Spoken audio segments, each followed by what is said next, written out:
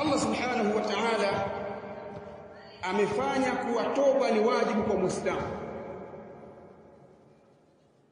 kama anavyosema kwenye Qur'ani, enyi mlioamini Allah, tubu ila Allahi taubatan nasuha, fanyeni toba kwa Allah, toba ya kweli, toba ya sawa.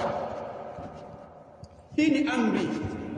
Ukishakuwa ni muumini tu, ukitelea kama binadamu, basi mara moja nenda kalie kwa Allah tabaraka wa taala ukatubie, kwa sababu al-kamalu lillah, mkamilifu ni Allah subhanahu wa ta'ala.